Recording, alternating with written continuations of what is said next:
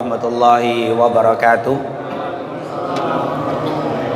Alhamdulillah wassalatu wassalam ala Rasulillah wa ala alihi wa man wala hamma ba'd.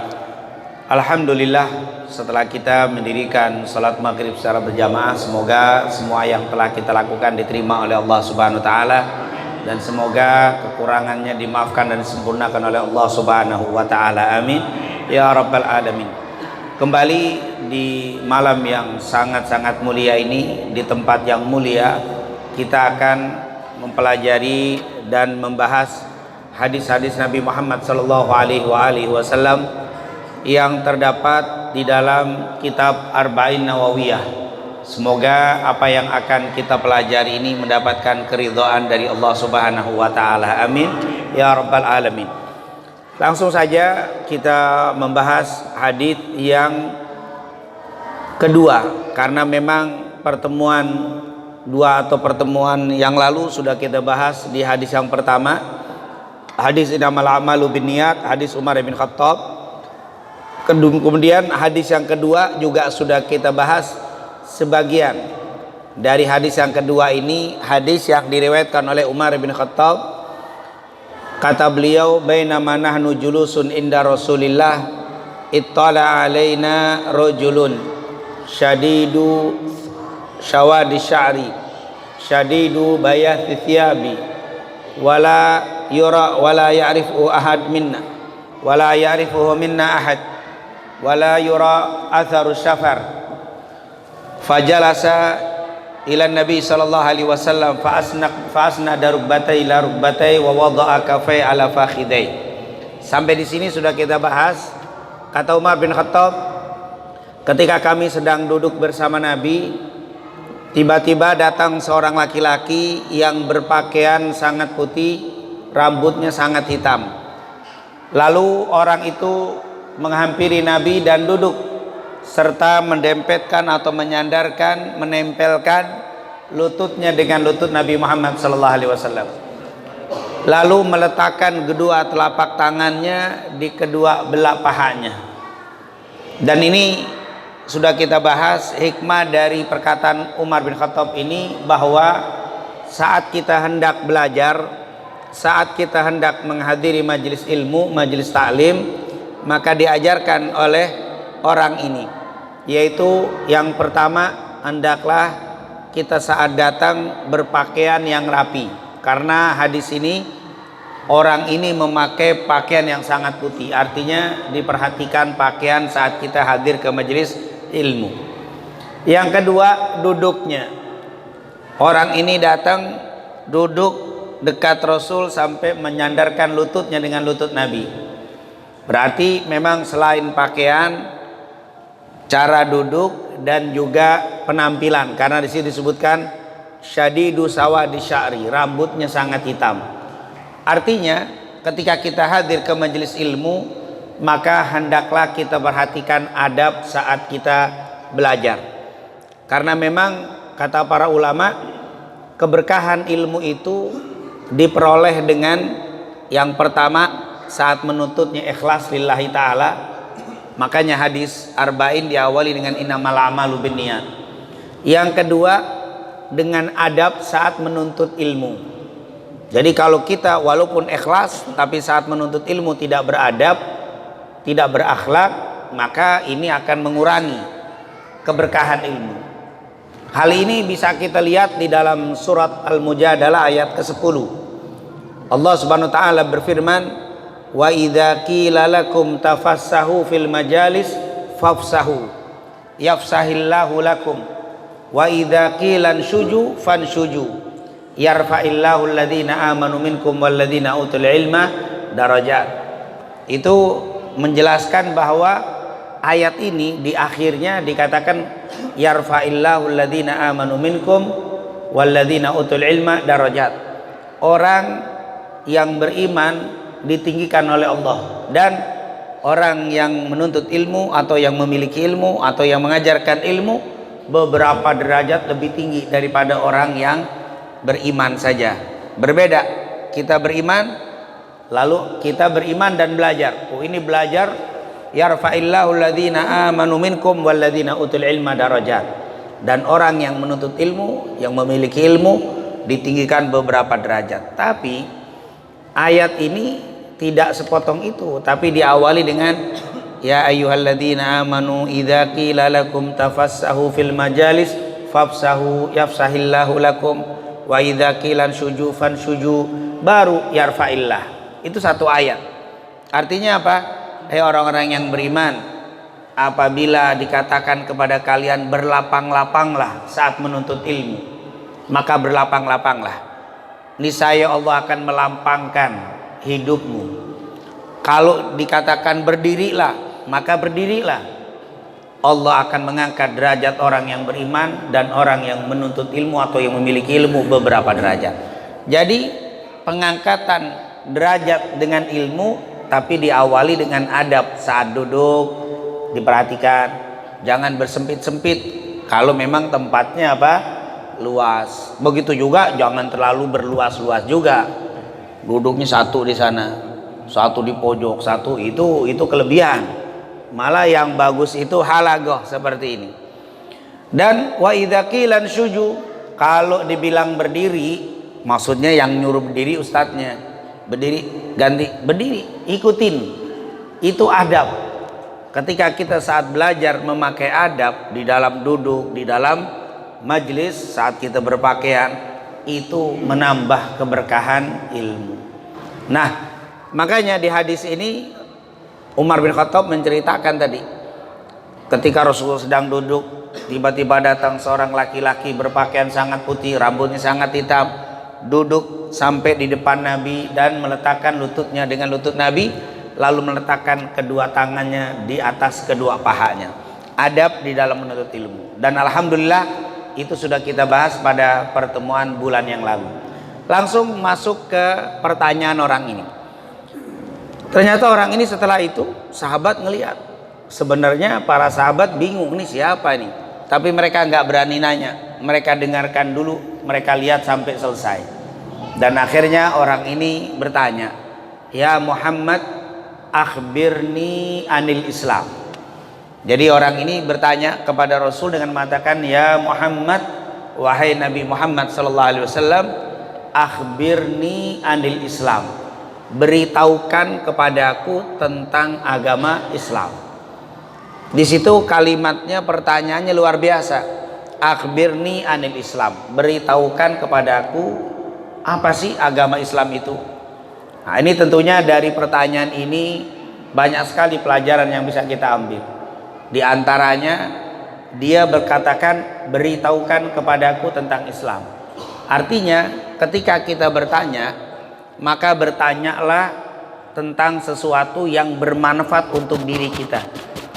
Makanya dia bilang akhbirni, beritahukan saya. Begitu juga kalau nanya, usahakan pertanyaan itu untuk kita. Jangan nanya untuk orang. Ustadz, bagaimana hukumnya tetangga saya ada yang nyolong rambutan tetangganya? Itu kurang manfaat. Kenapa? Nanya orang dia. Mestinya tunjukkan dulu. Saya ini sholat begini, saya ini begini, saya.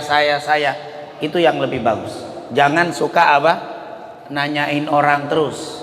Satu, bagaimana tuh ada orang yang begitu-begitu. Nah, ini sahabat diajarin. Ini ternyata yang nanya nanti ini adalah malaikat Jibril nih yang datang. Ternyata malaikat Jibril ngajarkan akhbirni untuk saya. Jadi ketika ketemu ustadz, ketemu kiai, ketemu habaib, ketemu guru, tanya hal-hal yang bermanfaat untuk kita. Jangan nanya untuk apa? Untuk orang. Sayang kalau kita nanyain tentang orang lain sementara kita sendiri masih banyak perkara-perkara yang perlu kita ketahui. Nah, ini tentunya yang pertama. Jadi kalau ada pertanyaan, Ustadz buka pertanyaan, usahain pertanyaannya untuk diri, yang bermanfaat untuk diri, yang diperlukan untuk diri. Yang kedua, kalau kita bertanya, maka jawaban yang disampaikan guru, yang disampaikan ustadz, usahakan ditujukan untuk kita, untuk saya. Akhbirni, beritahukan untukku. Jadi setiap ustadz ngomong, kiai bicara, ulama menasehati, khatib Jumat berkhutbah, tujukan itu pembicaraan untuk saya, jangan untuk orang. Seperti seakan-akan kita lagi duduk berdua sama ustadz. Kalau kita duduk sama ustadz berduaan, ustadz ngomong, itu kita akan perhatiin dengan seksama, dengan betul-betul. Kita duduk sama ulama berduaan, terus dia ngomong, wah itu nggak terlewat omongannya. Begitulah saat kita berjamaah taklim, bayangkan ustadz itu sedang bicara dengan kita. Akhbirni, beritahukan kepadaku. Jadi ustadz ngomong untuk saya, untuk saya. Jadi yang pertama kita akan konsen. Kan nggak mungkin kita lagi berduaan Ustadz ngomong kita main HP, nggak mungkin. Atau Ustadz bicara terus kita celingak-celinguk, nggak mungkin, kan lagi berdua. Saat kita taklim, hadirkan seakan-akan Ustadz tuh bicara dengan kita. Nggak berani kita buka HP, Ustadz lagi ngomong. Tidak berani kita celingak-celinguk, Ustadz lagi bicara. Tidak berani kita tidak konsen. Kenapa? Karena Ustadz lagi bicara. Bayangkan seakan-akan dia sedang bicara untuk kita. Jangan terjadi seperti tidak sedikit dari orang itu kalau lagi pengajian, kalau lagi khutbah Jumat dengar, kalau lagi ceramah Ustadz, itu kalau bicara nggak ditujukan untuk diri sendiri. Misalkan Ustadznya bicara, kita harus sabar, tidak boleh kita mudah marah, emosi. Terus kita nengok ke sebelah, dia tuh yang emosian tuh, ini suka marah tuh, dia lari ke sana tuh. Kita tidak boleh sombong, harus tawadhu. Teman kita itu sombong tuh, nah, kena. Dia belok ke kiri, dia belok, kesindir. Jadi semua pembicaraan itu bukan untuk kita, tarik ke sana, lari ke sini, ntar ada yang ke belakang, oh yang di depan tuh kena tuh kebiasaan tuh. Akhirnya dia tidak merasa dinasehati, dia tidak merasa dapat ilmu. Semua nasihat ustadz untuk fulan, kiai fulan ngomong tuh nyindir fulan, tapi anda nggak pernah kena gitu. Akhirnya antum kharaju kama dakhalu, kamu keluar dari masjid seperti kamu masuk tadi. Waktu masuk 0, keluar 0 juga. Kenapa? Karena semua nasihat guru untuk si fulan, nggak ada untuk dia. Mestinya kita harus sabar. Ya Allah, saya memang kurang sabar, saya terkadang suka marah. Saya tarik ke kita tidak boleh sombong. Ya Allah, ana masih ada tawadhu, masih merasa paling hebat ibadah. Itu akan hebat. Setiap duduk dia akan banyak dapat ilmu. Tapi karena kita kadang-kadang duduk, semua pembicaraan ustadz, kayaknya tuh tangga saya begitu tuh. Itu jangan suka ghibah. Wah itu teman saya tuh emang ghibah mulu. Dan akhirnya dia nggak dapat sama sekali. Jangan seperti itu. Kata malaikat Jibril, akhbirni, beritahukan kepadaku. Semua perkataan Nabi untukku, semua perkataan ulama untukku. Itu akan ada perubahan setiap majelis. Kita sudah berapa kali majelis, tapi kok nggak ada yang nempel? Karena tadi tidak diperuntukkan untuk dirinya. Tidak merasa gurunya sedang bicara berduaan, tapi merasa kayaknya guru kita nyinggung si fulan tuh, bicara sama fulan tuh, kayaknya ngomong tentang dia tuh. Akhirnya kita merasa nggak diajak bicara, seakan-akan kita nggak dapat nasihat, dan akhirnya kita tidak mendapatkan apa yang disampaikan oleh guru kita. Insya Allah setiap kita duduk di majelis, bayangkan seakan-akan ustadz ini lagi bicara dengan kita. Yang kedua, semua nasihatnya itu ditujukan kepada saya, bukan untuk fulan, bukan untuk fulan. Maka ini adalah pertanyaan akhbirni, beritahukan kepadaku. Dan pertanyaannya juga malaikat Jibril bilang begitu, akhbirni, beritahukan kepadaku. Kenapa memberitahu? Kenapa dia nggak nanya bagaimana pendapatmu wahai Nabi, ma ra'yuka fil Islam, ma ra'yuka anil Islam, apa pendapatmu tentang agama Islam? Nggak nanya begitu, akhbirni. Karena yang nanya ini malaikat Jibril, nanyanya sama Nabi.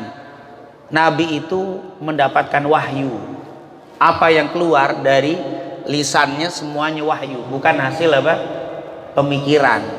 Begitulah kita kalau nanya sama ustadz, tanyalah tentang keislaman ustadz.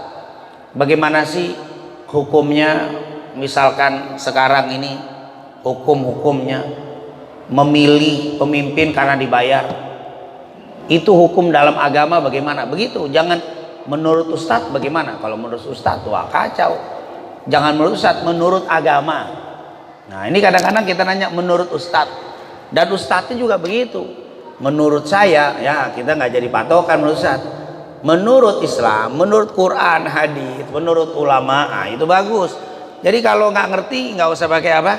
Menurut saya, wah itu biasanya ustadz udah kehabisan dalil itu. Menurut saya nggak usah. Kalau ada yang nanya, jangan menurut saya. Begitu juga kalau kita bertanya, jangan menurut ustadz, menurut Quran dan hadis yang diketahui oleh ustadz bagaimana nih hukum begini, atau menurut syariat yang ustadz ketahui bagaimana.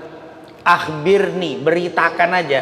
Ustadz membawa berita, bukan melogikakan atau berpendapat sendiri. Rasul pembawa berita, namanya juga nabi.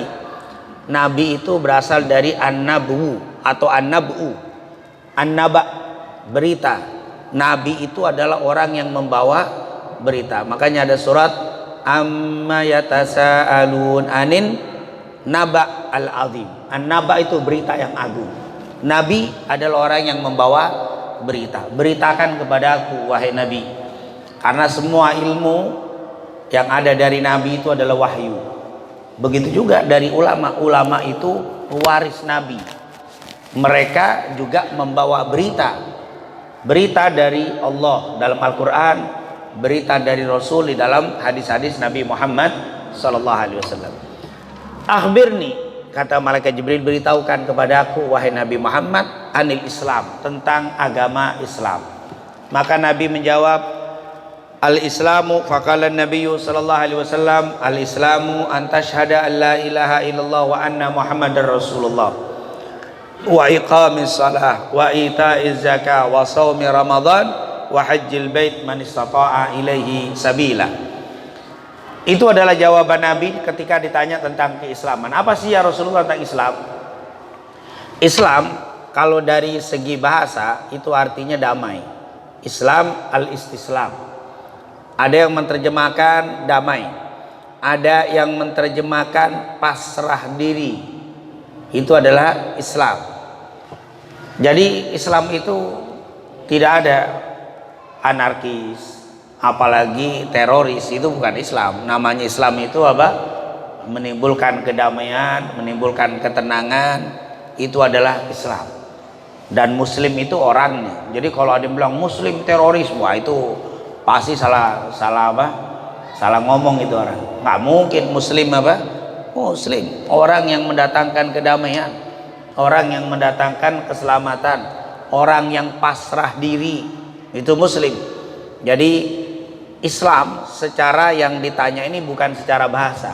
Kalau secara bahasa tadi, tapi malaikat ini, orang ini nanya tentang Islam itu berdasarkan syariat. Definisi istilah bahasanya. Akhbirni anil Islam. Apa sih yang dimaksud Islam? Bukan makna bahasa. Kalau makna bahasa tadi pasrah diri, selamat, apa, damai, itu adalah makna bahasa. Yang saya tanya istilah. Begitulah pertanyaan orang itu. Kalau kita mau nanya, itu tanya kepada istilah, bukan bahasa.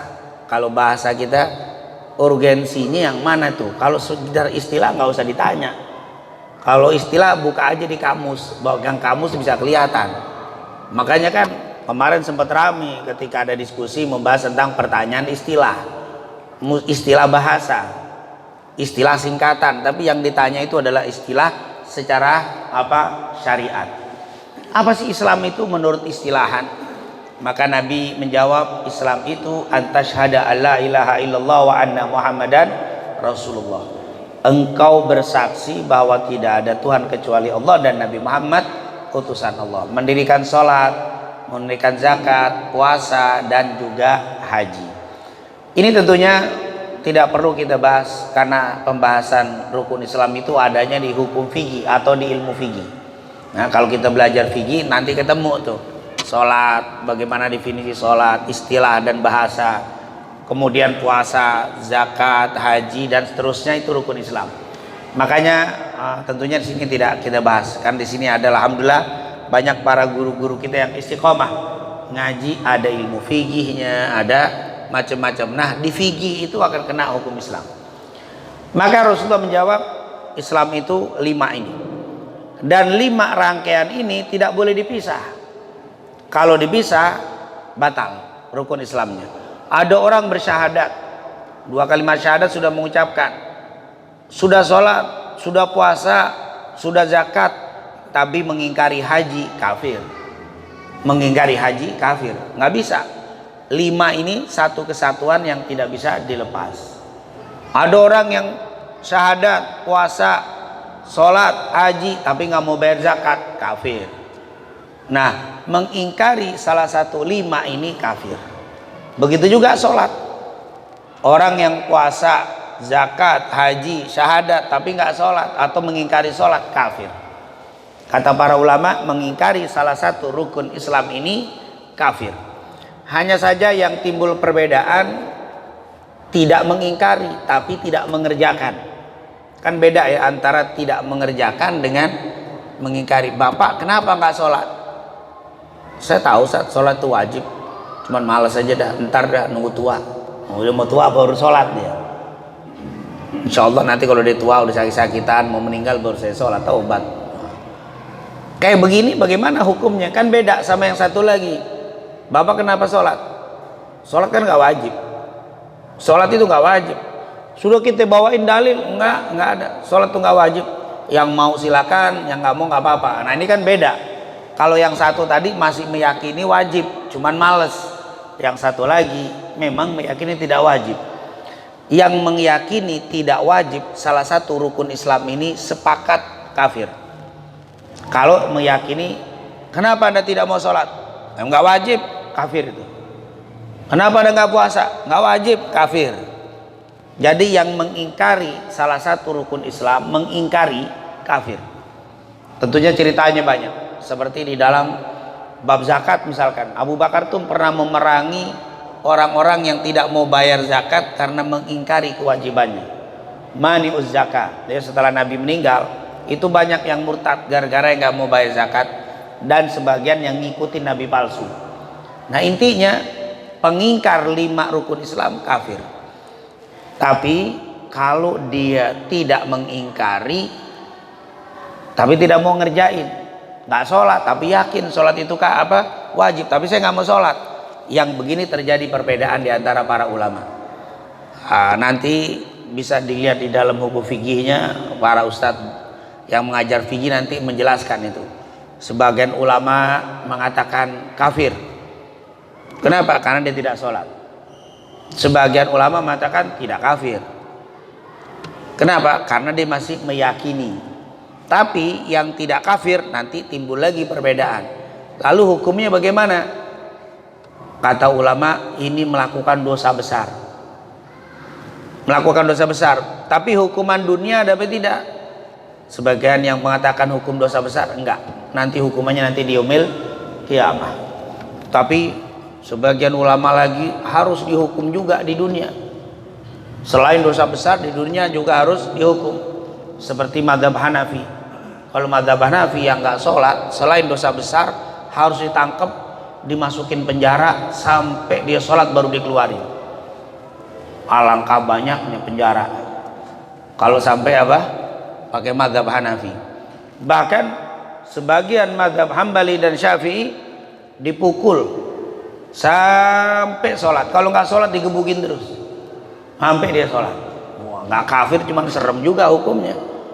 Dikebukin terus sampai dia sholat. Nah ini tentunya hukum-hukum Islam terjadi khilaf di antara para ulama berkaitan meninggalkan. Tapi kalau mengingkari sepakat adalah kafir. Intinya dijawab semua sama Nabi Muhammad di dalam hadis ini. Kemudian yang menanya atau yang bertanya ini, malaikat Jibril bilang, "Shodaqta, engkau benar, yang kau jawab benar." Para sahabat, kami bingung kepada orang ini. Dia nanya udah dijawab dia apa? Membenarkan. Tapi para sahabat tetap tidak mau motong pembicaraan Rasul dengan orang ini. Itulah adab para sahabat. Jadi adab para sahabat itu, walaupun penasaran, waduh, ini orang sedang Rasul dengan ini orang sedang ngobrol, sedang tanya jawab, ada pertanyaan yang nggak nyambung nih. Ini unik nih, masa dia yang nanya, dia yang ngebenerin, tapi mau jawab, mau nyeletuk nggak berani. Karena memang adabnya sahabat begitu. Kita juga begitu. Kalau lagi Ustadz nerangin, ada yang kurang paham, jangan langsung apa? Nanya, diem dulu, tahan dulu, kecuali sampai Ustadz bilang. Ada yang nanya, baru apa? Angkat tangan segera. Nah, kadang-kadang kan kita kagak sabaran. Ustadz ngomong main nunjuk aja. Ustadz mau nanya, Ustadz, kenapa itu tadi? Wah, belum apa? Nah, ini merupakan apa? Adab. Begitu juga kalau kita diskusi. Kalau diskusi itu yang bicara berhenti, baru kita jawab. Setelah jawab berhenti. Nah, ini kan kagak. Lagi ngomong, jawab ngomong, lagi ngomong, akhirnya ribut urusannya. Karena adabnya tidak ngerti. Mereka bingung, ini orang nanya tapi ngebenarkan. Diem, para sahabat tidak menjawab lagi. Si orang ini nanya lagi, ya Muhammad, akhbirni anil iman, beritahukan kepada aku tentang keimanan. Nah, tadi nanya tentang Islam, yang kedua nanya tentang iman. Maka Nabi SAW menjawab, al imanu an tu'mina billahi wa malaikatihi wa kutubihi wa rusulihi wal yawmil akhir wa bil qadari khairihi wa syarrihi. Qal sadaqta. Ini nanya yang kedua, sama nih orang ini. Wahai Nabi, beritahukan kepadaku tentang iman. Maksud kata iman di sini bukan iman secara bahasa. Kalau iman secara bahasa adalah percaya. Iman secara bahasa itu adalah percaya, membenarkan, meyakini. Tapi iman itu biasanya digunakan mempercayai yang tidak terlihat, itu namanya iman. Shadaqah membenarkan juga, mempercayai juga, cuman itu yang kelihatan. Misalkan saya bilang kepada bapak-bapak, tadi sore di sini hujan. Bapak percaya dengan menjawab shadaqta, engkau betul, Ustadz kamu benar. Kenapa? Karena kami lihat juga itu apa? Hujan, shadaqtuka atau shadaqta, engkau benar, kami membenarkan kamu. Tapi kalau untuk yang nggak kelihatan, amantu bika, itu iman untuk kata-kata ucapan yang nggak kelihatan. Jadi nggak dibilang, bapak-bapak tadi hujan, amantu bika, oh enggak, itu bukan shadaqtuka, saya mempercayai kamu dengan tasdik. Tapi kalau ini iman yang nggak kelihatan, itu secara bahasa. Makanya kalau ada orang, saya beriman kepada Allah kalau saya melihat Allah. Kalau nggak kelihatan, saya belum percaya. Masa mau percaya tapi nggak kelihatan? Namanya itu iman. Iman itu mempercayai tanpa melihat. Itu namanya iman. Makanya kalau bicara tentang iman, yang ada percaya aja walaupun kita tidak melihat. Makanya iman itu yang pertama, iman kepada Allah, kepada malaikat. Antum pernah lihat malaikat? Tapi kau percaya, itu namanya iman. Kalau lihat dulu baru percaya, bukan iman namanya. Namanya iman tidak lihat. Iman kepada Allah, iman kepada malaikat, iman kepada kitab. Kitab yang kita lihat cuma Quran. Kitab-kitab dulu, Taurat, Injil, Zabur, Suhuf, kita nggak lihat. Kemudian kepada para nabi, kita yang kita lihat cuma Nabi Muhammad. Nabi-nabi yang lain kita beriman. Percaya kepada kiamat. Kapan kita ngelihat nih kiamat? Paling kiamat cuman kalau lagi puyeng, kiamat dah cuman apa? Bukan kiamat beneran, lagi puyeng kita ngadepin tuh orang. Kiamat nggak pernah kita lihat. Apalagi takdir. Wabil qadari khairihi wa syarrih. Takdir yang baik dan buruk nggak kelihatan. Itu namanya iman. Karena ada juga orang yang lucu, yang dibilang kamu beriman dengan malaikat. Iya, mana buktinya? Dah, namanya iman ya nggak perlu apa bukti, karena iman itu mempercayai, meyakini yang tidak terlihat. Kalau yang bentuknya kelihatan itu bukan iman namanya. Maka iman itu sesuatu yang kita yakini, sesuatu yang kita percayai tanpa melihat, dan itu adanya di hati, adanya di sini.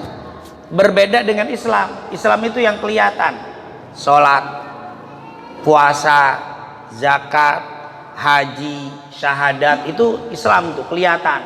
Iman nggak kelihatan. Makanya orang yang beriman sudah pasti Islam. Kalau Islam belum tentu, seperti munafik.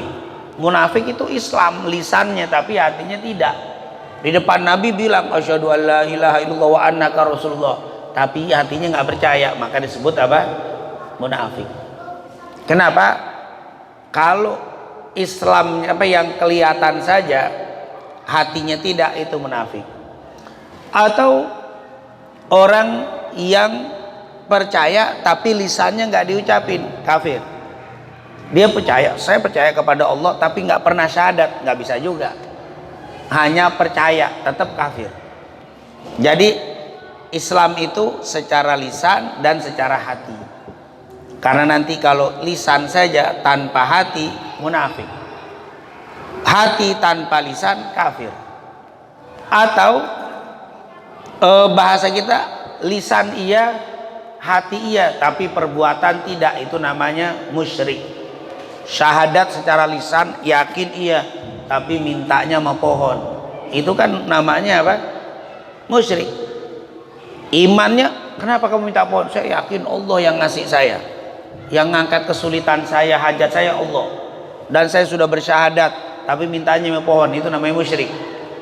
Kenapa? Enggak secara amal, mestinya lisan, hati ditambah amal. Nah ini tentunya iman bersifat batin yang nggak kelihatan.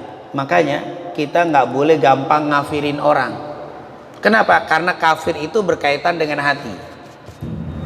Kalau perbuatan itu kebanyakan berkaitan dengan kemaksiatan, dosa, tapi kafir enggak. Makanya tadi orang tidak sholat, kita nggak bisa kafirin dia. Tanya dulu, kenapa nggak sholat? Oh males, tapi yakin saya sholat itu wajib. Oh berarti nggak kafir nih, cuman dosa apa? Besar. Jadi jangan langsung ngafirin orang gara-gara apa? Perbuatan.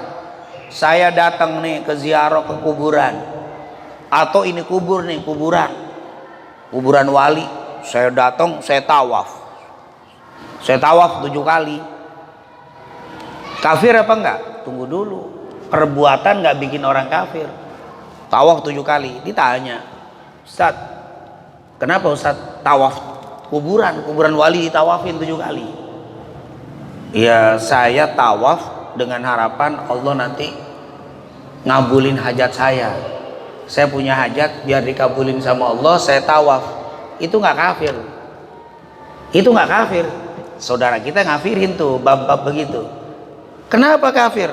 Apa yang kafir? Orang saya meyakini hajat saya yang ngabulin Allah, saya mintanya sama Allah, cuman saya tawaf, semoga dengan keberkahan wali ini, dengan tawaf saya 7 kali Allah kabulkan hajat saya. Nggak kafir, cuman salah. Tawaf kenapa di kuburan? Yang benar tawaf hanya di Ka'bah. Bener tawaf di Ka'bah, tapi nggak bener tuh, bukan berarti bener. Tapi kalau musyrik tunggu dulu, kafir tunggu dulu. Orang dia bilang yang ngabulin hajat saya Allah, yang mengangkat kesulitan saya Allah. Kenapa Bapak tawaf? Ya kali dengan tawaf Allah ngabulin hajat saya, jadi tawasul. Tawasulnya tapi salah Pak, Anda nggak ada perintah tawaf kemana? Ke kuburan. Yang benar tawafnya Ka'bah. Ini salah. Berarti hal seperti itu aja nggak boleh dimusyrikin karena keyakinan. Ada orang datang ke kuburan begini, kenapa Bapak begitu? Saya minta sama ahli kubur biar diangkat kesulitan saya. Ini yang kafir, musyrik nih. Walaupun nggak tawaf bisa bahaya karena keyakinan, walaupun diem kayak bener. Ini yang kita katakan kafir. Tidak kafir itu adanya di hati. Perbuatan itu dohir, itu nggak bisa ngafirin dosa ya. Bahkan maaf nih, ada orang tawaf di Ka'bah 7 kali. Terus kenapa bapak tawaf? Ka'bah ini saat yang ngabulin hajat saya. Dengan tawaf 7 kali semoga Ka'bah ini mengangkat kesulitan saya. Kafir kamu, musyrik, kafir. Kenapa? Karena meyakini Ka'bah yang mengangkat kesulitan dia. Sama. Kenapa kamu tawaf? Semoga dengan tawafnya saya Allah kabulkan, Allah ampuni. Benar. Jadi keyakinan perbuatannya sama, keyakinan beda, hukum menjadi beda. Dan awas, masalah kafir musyrik adanya di hati. Ada orang yang tawaf hatinya salah keyakinan bisa kafir. Ada yang tawaf hatinya benar, itu yang dianjurkan. Jadi secara dohir jangan suka ngafirin orang. Ada pak sekarang seorang anak sujud di depan ibunya, kafir musyrik. La sujuda illa lillah, tidak boleh sujud kecuali kepada Allah. Tunggu dulu, tanya, nak, kenapa kamu sujud di depan orang tuamu? Menghormati ibu saya. Bagus, sujud nggak apa-apa, menghormatin. Kenapa kamu sujud sama orang tua? Ini Tuhan, Ustaz. Ibu saya ini Tuhan saya. Baru musyrik tuh namanya. Jadi sujudnya sama tapi niatnya apa? Beda. Makanya Allah bilang, wa idh qulna lil malaikati isjudu li adama fasajadu illa iblis aba wastakbara wa kana minal kafirin. Para malaikat, kata Allah, sujudlah kalian kepada Nabi Adam. Disuruh sujud, sujud semuanya. Abawas illa iblis, kecuali iblis yang gak mau sujud. Kalau cuman gara-gara perbuatan jadi kafir, jangan-jangan tauhidnya yang paling kuat setan. Kata setan, saya gak mau sujud kecuali kepada Allah. Ini musyrik nih. Wah, berarti malaikat semuanya apa? Musyrik tuh gara-gara sujud. Tunggu dulu, sujudnya tuh sujud apa tuh? Sujud menghormati. Berarti bukan niat sujud ibadah. Berarti perbuatan itu nggak bisa bikin orang kafir. Yang ada kalau salah nggak menyebabkan kafir tapi dosa. Tapi kalau ini yang bahaya. Makanya kita tidak tahu hati orang. Maka jangan mudah mengkafirkan orang, jangan mudah mengeluarkan orang dari iman. Karena adanya iman itu di dalam hati. Ini hati-hati. Sekarang ada pak, cium tangan sama ibu, nunduk dikit, musyrik.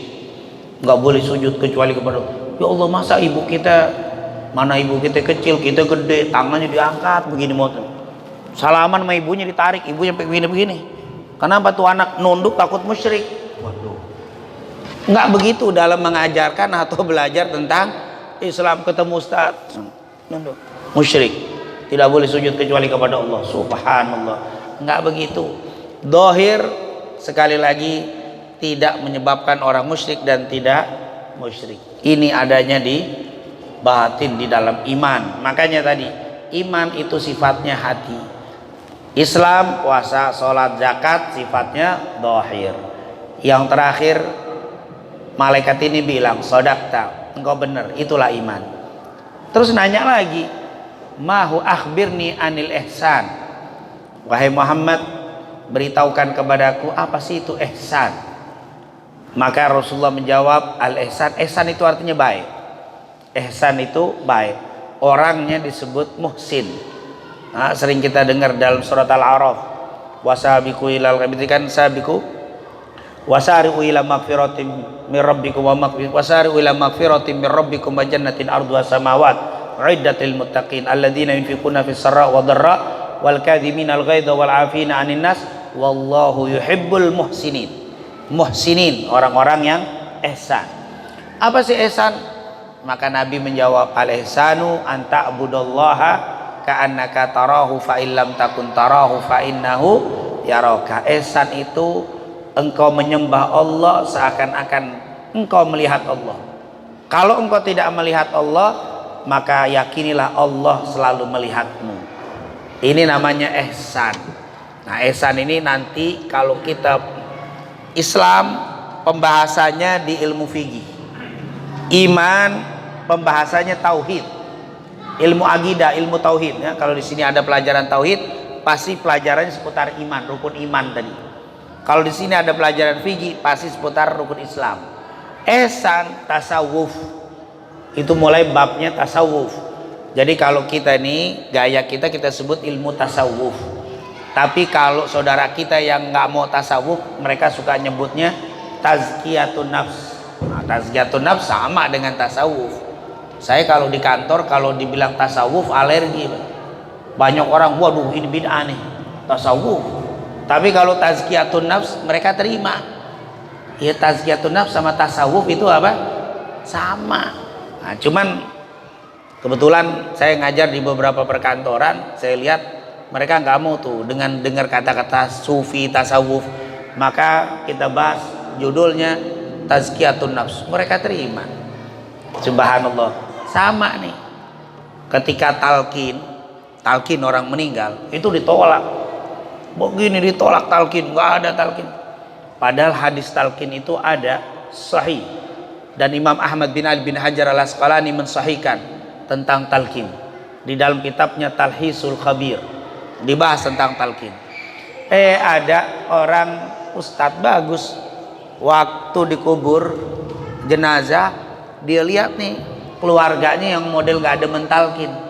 Si ustadz itu berdiri di atas kuburnya, ayo jamaah saudara-saudara sebagai kerabat, di saudara kita baru dikubur, kita doakan biar diampuni oleh Allah Subhanahu wa taala. Semoga almarhum yang baru dikubur ketika ditanya sama malaikat man rabbuka, semoga dia bisa menjawab Allahu Rabbi. Diterjemahin talqin, semua menerima, bagus. Padahal kalau dibaca sama talqin, cuman talqin gaya bahasa Arab, ini bahaya Indonesia. Kalau di Indonesiain banyak terima karena dia ngerti, oh dipikir talqin itu apa, dia nggak paham. Jadi nggak apa-apa, dia nggak ada mentalkin, diterjemahkan, setuju. Karena memang pada hakikatnya iya. Rasulullah kalau ngubur jenazah, jangan kalian pulang. Is'alu li akhikumut tathbit fa innahul ana yus'al. Jangan kau tinggalkan nih saudaramu yang baru dikubur. Mintalah kepada Allah biar dia bisa diberikan kemantepan kalau saat ini sedang ditanya. Minta kemantepan. Dia pakai hadis itu, diterjemahin.